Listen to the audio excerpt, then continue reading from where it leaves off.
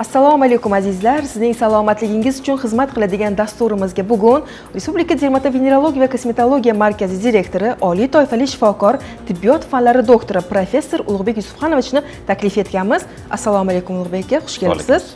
Bugungi mavzuyimiz juda ham ko'p insonlarda bugungi kunda kuzatilayotgan vitiligo kasalligi haqida.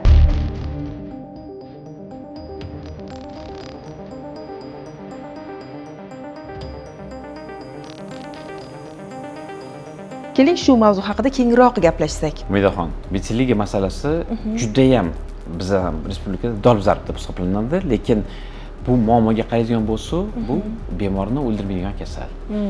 Bir ayrim davlatlarda bu kasallik kirmaydi, bu kosmetik defektga kiradi. Lekin bizning davlatimizda, Osiyo davlatlarida, mana Hindistonda, Amerikalarda bu sal muammoli, chunki bizning ter rangimiz 3-chi Fitzpatrick bo'yicha hisoblanadi, 3-chi, 4-chi, 5-chi. Shuning uchun bu dog'lar bilinib qoladi. Shuning uchun ko'plariga bu aziyat keltiradi. Bu dog'lar nima bilan bog'lanadi? Nima bilan bog'liq paydo bo'lishi? Paydo bo'lishki, bizda melanosit degan hujayralar bor. Melanosit hujayralar melanin degan pigmentni ishlab chiqaradi. O'sha melanosit hujayralari vitiligo kasalligida buzilib ketadi va buzilgan hisobidan melanin ishlab chiqarilmaydi va oq dog'lar paydo bo'ladi.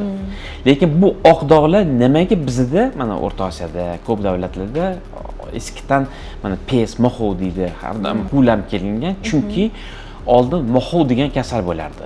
Va moxov degan kasallikda birinchi klinik ko'rinishlarda oq dog'lar paydo bo'lardi. Shuning uchun ko'pincha oq dog' paydo bo'lsa, bu moxov deb odamlar ajratib qo'yardi. O'shandan bir bu stigma odamlarda miyasida turib qolgan va hali ham oq dog' paydo bo'lgan bo'lsa, mana ajratib qo'yishadi degan xayolda shu chetda turadi. Aslida bu odamlar sog'lom. Bular hech zarari yo'q, bular yuqumli emas. Bu kosmetik defekt jarayonida yuradi. Shunga qaramay bizda hozir bu bemorlarga shunaqa imkoniyatlar borki, avvalambor tashxislash va yangi davo usullarimiz borki, butunlay bu aziyat chekishdan qutulish yo'llari bor. Aynan bizning markazimizda qanaqa imkoniyatlar bor? Aynan bizning markazimizda avvalambor biz tashxislaymiz. Tashxislaganda bu alohida asbob uskunalar bilan ko'ramiz, qanchalik bu tarqalgan va ko'ramiz bu aktivmi yo stabilmi. Aktiv bo'ladigan bo'lsa, bizni davolash usullari bor. Bu fototerapiya qilamiz. Bu ayrim usullar, mana hozir yangi dori-darmonlar chiqqan, bu JAK inhibitorlar, yangi antioksidantlar chiqqan, o'sha dori-darmonlarni stabilizatsiya qilib olamiz. Stabil shaklga o'tgandan keyin o'zi yopilib ketsa, yopilib ketadi. Ko'pincha yopilib ketadi. Yopilmagan joylarni bizda hujayralar usuli bilan bor, melanositlar ko'chirish bilan shundan yopish imkoniyati bor. Demak, bu operatsiya jarayoni. Bu operatsiya jarayoni, bu muolaja. Bu muolajada bemorni o'zini hujayralarini olib, o'sha sog'lom, o'sha depigment teriga hujayralarni ko'chiramiz va butunlay o'sha bemorni o'sha aziyat chekishdan xalos qilamiz. Masalan, aktiv holatda fizlecheniyalar qilinganda, bu qancha paytda o'zini tiklaydi teri? Aktiv endi hammada har xil. Bu vitiligani bor, segmentar, non-segmentar. Bu yerda akrofasal formalari bor. Segmentar formasi keladigan bo'lsa, biz o'shani stabil qilamiz va hujayra qo'shsa 100% yopilib ketadi. Bemor davolanib ketadi, yaxshi bo'lib ketadi. Lekin non-segmentar formalar, akral formalari bor. U juda ham qiyinroq, ular bilan boshqacharoq ishlaymiz. Ularni har doim nazoratda ushlaymiz, kerakli dori-darmonlar beramiz, kerakli o'sha tavsiyalar beramiz. Bu yerda endokrinolog bilan birga ishlaymiz, chunki bu yerda buqo kasalligi ham bo'lishi mumkin, autoimmun tiroidit va boshqa kasalliklar bo'lishi mumkin. Shular bilan ishlab, ko'rib bemorlarni to'g'ri tavsiya beramiz bu yerda. Va non-segmentar formalarni bu qiyinroq formalar. Bu qo'l uchida, yuzida juda ham tarqoq formalar. Avvalambor bilan davolashimiz kerak. Yangi davolar chiqqan. Yangi dori-darmonlar bor. JAK inhibitorlar ishlatamiz. Bu yerda antioksidantlar ishlatamiz. Ayrim holatlarda yangi usullar bor. Bu UVB, UV, Excimer svetlar bilan davolaymiz. Yo'li bor va malhamlar ishlatamiz. Uni stabillashtirilgandan keyin ayrim 6-1 yil stabil bo'lgandan keyin biz hujayralarni ham bularga ishlatsa bo'ladi. Bu hujayralarni qo'yadigan bo'lsa, bu ko'pincha bu bemorlarga yondosh bo'ladi, yopilishiga ancha tezlashtiradi yopilishni. Nima uchun bizning hududimizda ko'proq uchrayapti aynan vitiligo kasalligi, ya'ni O'zbekiston hududida? Bu nafaqat O'zbekiston hududida, balki butun dunyoda uchrayotgan narsa. Mana Hindistonda 10% gacha uchraydi. Dermatologik kasalliklarning orasida. Bizda ham 2% gacha uchraydi. Butun dunyoda uchraydigan. Lekin bizning terimiz, mana shu aytganimizdek, Fitzpatrick bizda 3-chi, 4-chi, 5-chi va sal zagarosi bilim qoladi oq-dog'lar. Masalan, Skandinav davlatlariga boradigan bo'lsangiz, u yerda terisi oq va oq terisida o'ta bilinmaydi ham, chunki o'ta orasida yuradi. Lekin dunyo bo'yicha hamma yoq bir xil tarqalish vitiligo. Masalan, o'tgan yillarga qaraganda qanchalik o'sgan bu yil ana vitiligo kasalligiga uchrash? Vitiligo kasalligi o'sishi aytolmaymiz, o'syapti. Bemorlar murojaati o'sgan. Bemorlar o'z to'g'risida o'ylayapti va ko'pincha hozir oldin tabiblarga boradi. Har xil harom qonlar chiqaradi, har xil kim qattiq topsa borardi, shifo topsa, chunki bu najot qiladi. Lekin hozirgi biz meditsinada sharoit shunaqaki, bizni to'xtatib davolab olish imkoniyatlarimiz bor. Shuning uchun murojaatlar ko'paygan, shuning uchun hozir biz qo'ldan kelgan o'sha yordamni, dunyoda qilinayotgan yordamni biz respublika bo'yicha, mana markazimizda va respublika filiallar hammasida ishlatyapmiz va mana shuni qo'llayapmiz. Natijalar bugungi kunda zo'r. Natijalari hozir ishlatayotgan natijalar juda ham yaxshi. Hamma aytolmayman, 5 qo'l barobar emas. Bittasida qanaqadir juda ham tez yaxshi bo'lib ketadi. Bittasida sekinroq bo'ladi.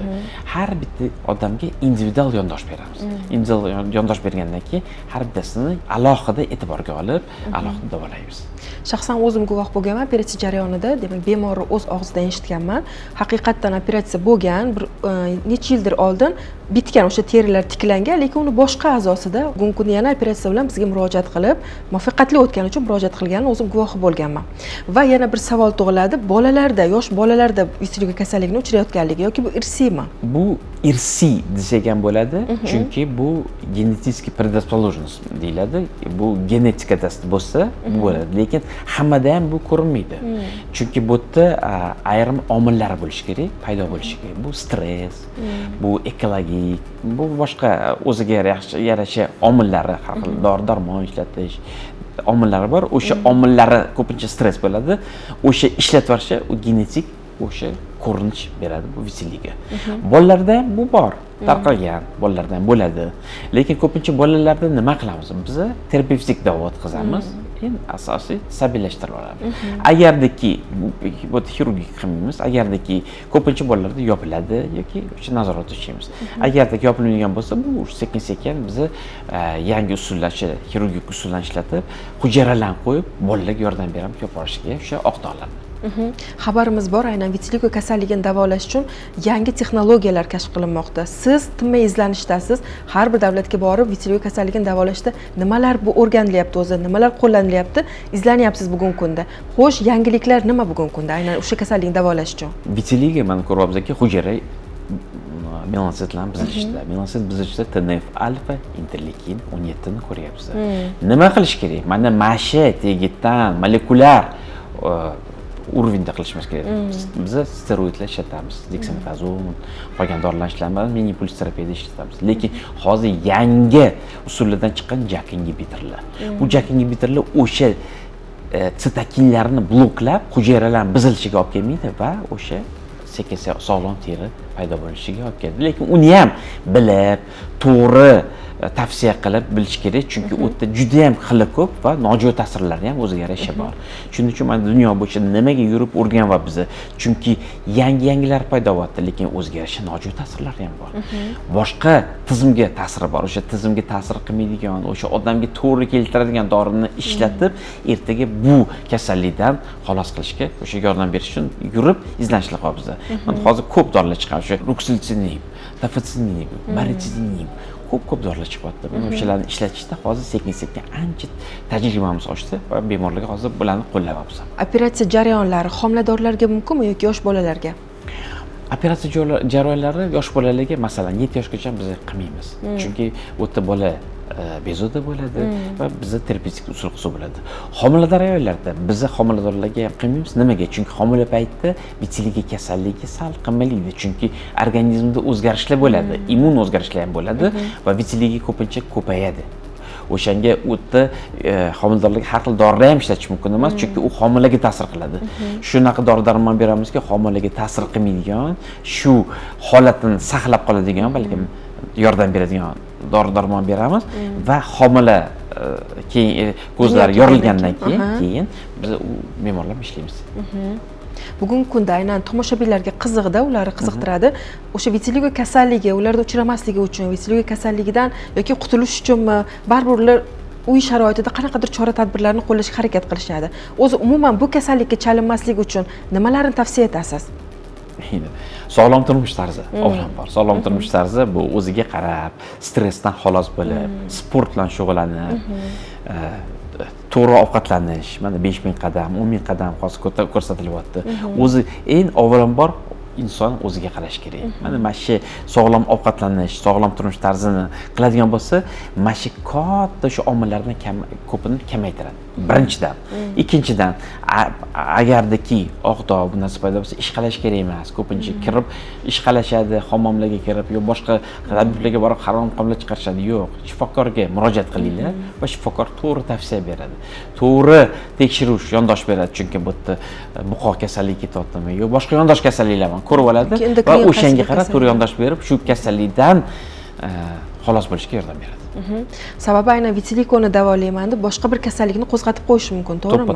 To'ppa-to'g'ri vitiligoni davolayman deb boshqa kasallikni qo'zg'atib qo'yishi mumkin yoki boshqa kasallikni ko'ryapmizki, ko'p joyga nostril joylarga boradi, kesib tashlaydi, bu boshqa kasalliklarni yuqtirishiga ham olib keladi. Shunga ham juda ham hazir bo'lish kerak. Men ko'ryapmizki, ko'p joyda noto'g'ri ishlar qilyapti. O'shanga to'g'ri qilish uchun shifokorga bir murojaat qilsin bemorlar va bu bemorlarga to'g'ri yondosh beriladi.